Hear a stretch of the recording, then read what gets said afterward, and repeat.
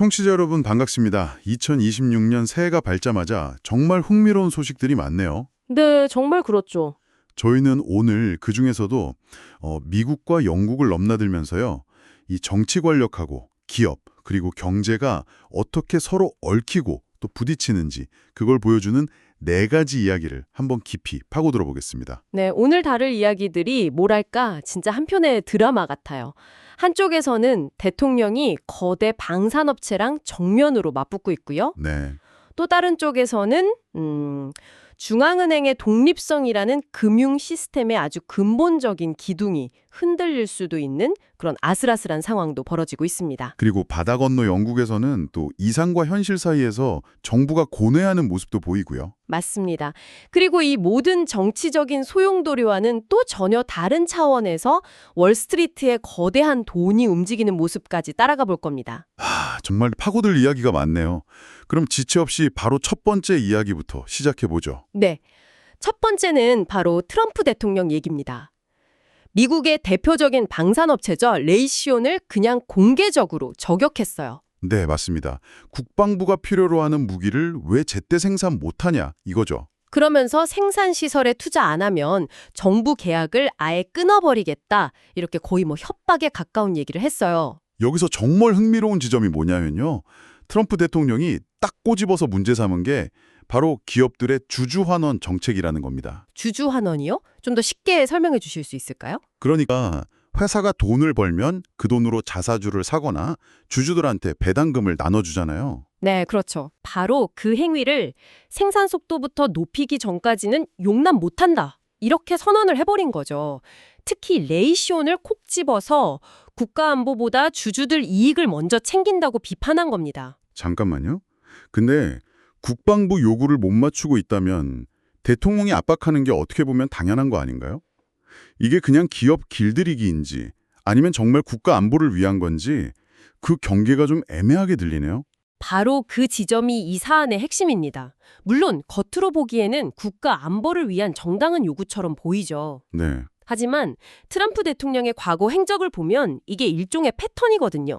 패턴이 있다. 네, 작년 8월에는 인텔 CEO를 콕 집어서 경질하고 요구했고요. 7월에는 일론 머스크의 스페이스X나 테슬라 같은 기업들, 정부 계약 끊어버리겠다고 위협하기도 했잖아요. 맞아요. 그런 일이 있었죠. 그러니까 대통령직이라는 막강한 권한을 특정 기업이나 CEO를 압박하는 지렛대로 계속 쓰고 있는 거죠. 근데 이번 레이시온의 경우는 단순히 생산이 늦다 이런 문제를 넘어서요. 네.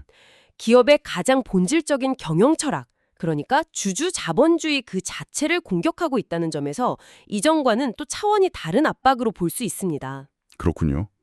그럼 이 압박의 중심에선 레이시오는 대체 어떤 회사길래 이렇게 대통령의 표적이 된 걸까요? 레이시오는 2023년에 유나이티드 테크놀로지스랑 합병하면서 RTX라는 이름으로 바뀌었는데요. 그냥 항공우주랑 방산 분야의 공용 기업이라고 보시면 됩니다. 공용 기업이요? 네. 근데 이 회사의 정체성 중 하나가 바로 주주 친화적이라는 거예요. 무려 1936년부터, 그러니까 대공황 시절에도 배당을 한 해도 거르지 않고 지급해 왔어요.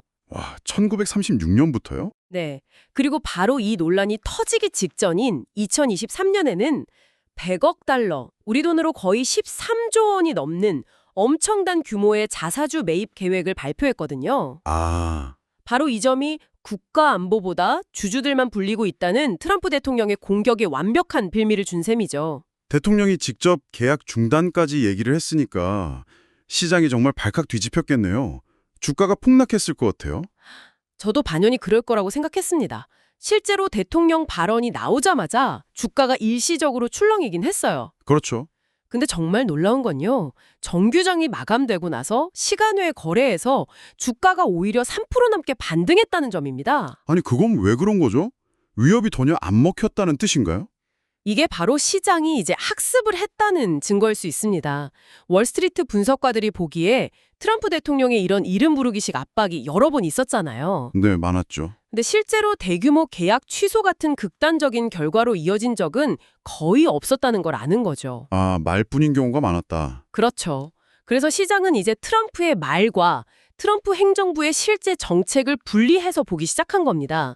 오히려 진짜 위험은 계약 취소 그 자체가 아니고요. 그럼 뭐가 위험한 거죠? 이런 예측 불가능성이 방산 공급망 전체의 장기적인 투자 계획을 위축시킬 수 있다는 점이에요. 기업들 입장에서는 대통령 트윗 하나에 모든 계획이 바뀔지 모르니까요. 아, 대규모 설비 투자를 망설이게 될 수밖에 없겠네요. 바로 그겁니다. 그게 장기적으로는 더 큰 문제일 수 있다는 거죠. 기업에 대한 직접적인 압박도 참 문제인데 국가 시스템 자체를 흔들려는 시도도 보이는 것 같아요. 다음 소스를 보니까 이번엔 미국의 중앙은행, 연준이 표적이네요. 맞습니다. 트럼프 대통령의 경제정책을 총괄하는 백악관 국가경제위원회 NEC 의장 케빈 하셋이 차기 연준 의장으로 유력하게 거론되고 있다고요? 네. 이 소식이 전해지자마자 월스트리트랑 학계가 완전히 뒤집어졌습니다. 왜 그렇게까지 반응이 큰 거죠? 바로 연준의 정치적 포획이라는 경제학자들이 가장 두려워하는 시나리오가 현실이 될 수 있다는 우려 때문입니다. 정치적 포획이요? 네. 연준의 독립성이라는 게 그냥 미국 경제뿐만이 아니거든요. 달러를 기축통화로 쓰는 전 세계 경제의 안정성을 지키는 마지막 보루, 핵심 기둥인데 그 기둥을 통째로 흔들려는 시도라는 거죠. 케빈 하셋이라는 인물이 대체 어떤 사람이길래 이렇게까지 논란이 되는 건가요? 이력을 보면 펜실베이니아대 경제학 박사에 컬럼비아대 교수까지 지냈고 상당히 자격은 있어 보이는데요. 바로 그 점이 이 문제의 심각성을 더하는 겁니다. 한 10년 전만 해도 케빈 하셋은 모두가 존경하는 보수주의 경제학자였어요. 아, 그랬나요? 네, 자유무역을 신봉하고 정부 재정 적자 줄여야 한다고 목소리를 높이던 그런 인물이었죠. 하지만 트럼프 행정부에 들어간 이후에 그의 발언이 180도 바뀌었습니다. 어떻게 바뀌었는데요? 과거에 자기가 비판했던 높은 관세 정책을 막 옹호하고요. 경제 데이터랑 상관없이 대통령 입맛에 맞춰서 금리 내려야 한다고 주장하는 등 학자적 양심보다는 정치적 충성심을 우선한다는 비판을 받고 있는 겁니다. 듣기만 해도 정말 아찔하네요.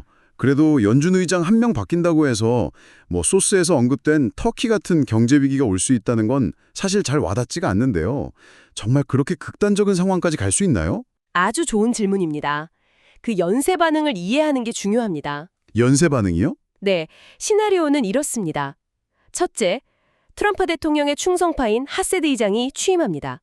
둘째, 대통령이 정치적 목적, 예를 들면 재선을 위해서 경기 부양을 원하니까 금리 인하를 강하게 압박하겠죠. 네. 셋째, 하세드 의장이 그 압력에 굴복해서 아직 인플레이션이 잡히지도 않았는데 섣불리 금리를 내리는 겁니다. 아, 넷째, 단기적으로는 주식시장이 환호하고 경기가 좋아 보이는 착시 현상이 나타날 수 있어요. 하지만 바로 그 순간 전 세계 투자자들이 이제 연준은 독립성을 잃었구나 라고 판단하고 달러 자산에 대한 신뢰를 거두기 시작하는 겁니다. 그렇게 되면 어떻게 되죠? 그 결과는 걷잡을 수 없는 인플레이션, 달러 가치 폭락, 그리고 이걸 뒤늦게 막기 위한 훨씬 더 고통스러운 금리 인상이라는 재앙으로 이어질 수 있습니다. 1970년대 미국을 덮쳤던 그 스태그플레이션의 악몽이 재현될 수 있다는 경고가 결코 과장이 아닌 거죠. 와, 정말 살얼음판을 걷는 듯한 상황이군요. 맞습니다. 게다가 지금 이 시점이 더 아슬아슬한 이유가 있어요. 현재 리사 쿡 연준 이사에 대한 해고 소송이 대법원에 계류 중이거든요. 아, 소송이요? 네. 만약 이 소송에서 대통령 손을 들어주는 판결이 나오면 대통령이 연준 이사들의 거취에 정말 막강한 영향력을 행사할 수 있는 길이 열리게 됩니다. 그래서 이번 연준 의선은 인선은 단순히 한 자리가 바뀌는 걸 넘어서 미국 중앙은행 제도의 100년 역사를 뒤흔들 수 있는 아주 중대한 분수령으로 여겨지고 있습니다. 미국에서는 이렇게 대통령이 직접 나서서 경제 주체들을 압박하는 모습을 봤는데 흥미롭게도 대서양 건너 영국에서는 정부가 정반대의 접근법을 취하고 있네요. 네, 아주 정확한 대비입니다. 압박이 아니라 타협을 통해서 경제 문제를 풀려는 시도인데 노동당 정부가 바로 그 시험대에 옳았군요. 맞습니다. 영국 노동당 정부가 자신들의 핵심 지지 기반인 노동계의 오랜 수건이었죠. 고용권 법 개정안을 추진하다가 기업들의 거센 반발에 부딪혔어요. 네. 그래서 한 발 물러서는 타협안을 내놨다는 소식입니다. 정부가 직접 내놓은 보고서를 보면요. 이 타협 덕분에 기업들이 추가로 부담해야 할 비용이 당초 예상했던 연간 최대 50억 파운드에서 50억 파운드면 우리 돈으로 8조가 넘는 돈인데. 그렇죠. 그 금액이 10억 파운드, 약 1조 7천억 원으로 크게 줄어들 전망입니다. 와, 50억에서 10억으로요? 엄청난 차이인데요. 대체 어떤 부분을 양보했길래 이렇게 비용이 줄어든 건가요? 가장 결정적인 양보가 바로 취업 첫날부터 부당 해고를 청구할 수 있는 권리를 포기한 겁니다. 아, 그게 원래 공약이었군요. 네, 이게 원래 노동당의 거의 상징적인 공약이었거든요. 기업들 입장에서는 직원을 뽑았는데 첫날부터 해고 소송에 휘말릴 수 있다는 게 엄청난 부담이었던 거죠. 그럴 수 있겠네요. 그래서 노동당은 이 조항을 없애는 대신에 입사 후 6개월이 지난 시점부터 강화된 해고 보호 조치를 제공하는 걸로 절충안을 찾은 겁니다. 기업들로서는 신규 채용에 대한 부담을 크게 덜게 된 셈이죠. 그렇군요. 노동당이 정말 큰 결단을 내린 셈인데 양측 반응을 보니까 모두가 만족한 것 같지는 않아요. 역시 정치적 타협이라는 게 다 그런 걸까요? 전형적인 모습이죠. 기업 단체들은 일단 올바른 방향으로 가는 한 걸음이다 라면서 환영은 했어요. 네. 그런데 정부가 발표한 10억 파운드라는 비용 추정치조차 사실은 대대적인 과소평가일 수 있다고 경고하고 있습니다. 과소평가요. 네, 예를 들어서 새로운 규정을 익히고 서류 작업을 하는 데 드는 그런 막대한 행정시간 같은 숨겨진 비용이 제대로 반영되지 않았다는 주장입니다. 아, 그렇군요. 그럼 노동조합 쪽은요? 반면에 노동조합은 비록 핵심 공약에서 일부 물러서긴 했지만 이 법안이 결국 약 1,800만 명의 불안정 노동자에게 실질적인 혜택을 줄 거다 이렇게 보고 있어요. 장기적으로는 안정적인 고용과 경제 성장에도 긍정적인 영향을 미칠 거라면서 여전히 지지하는 입장입니다. 정말 노동자 권익 보호라는 진보적 가치랑 기업의 성장 동력 확보라는 현실적 과제 사이에서 균형점을 찾으려는 중도 좌파 정도의 고뇌가 그대로 드러나는 사례라고 할 수 있겠습니다. 이렇게 정부들이 경제와 씨름하면서 각자의 해법을 찾는 동안에 이런 정치적인 논란과는 전혀 다른 원리로 움직이는 세계가 있죠. 네, 있죠. 마지막으로 다시 미국으로 돌아가 보겠습니다. 월스트리트의 2025년 연말 보너스 시즌이 시작됐다는 소식인데 분위기가 앞서 얘기들과는 사뭇 다르네요. 네. 앞서 다룬 이야기들의 그 긴장감과는 완전히 다른 세상이죠. 분위기가 아주 뜨겁습니다. 뜨겁다고요? 네.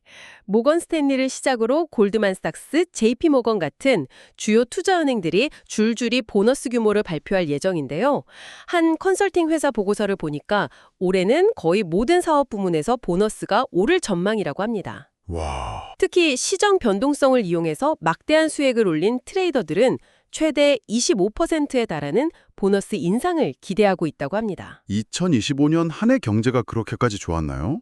이렇게 보너스 잔치를 할 만큼이요.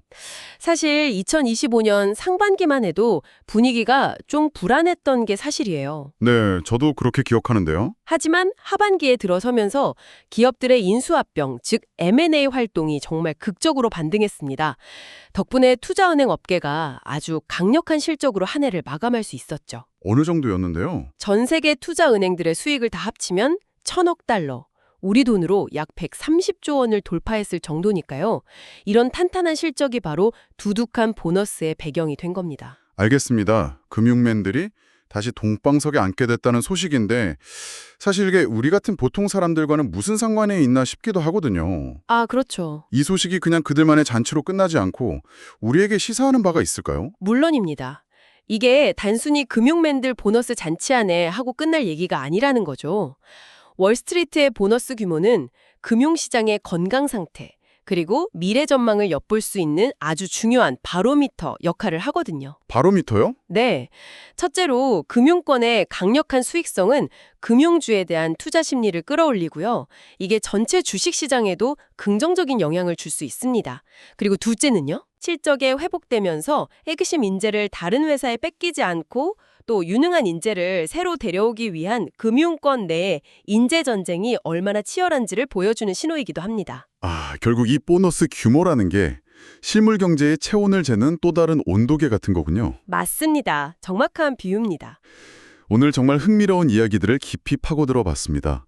트럼프 대통령이 기업과 국가기관을 향해서 휘두르는 압박이라는 칼. 네. 그리고 이런 모청구가 안부 동계와 기업 사이에서 시도하는 타협이라는 저울. 그렇죠. 그리고 이 모든 것과 무관하게 움직이는 듯한 월스트리트의 시장 논리까지.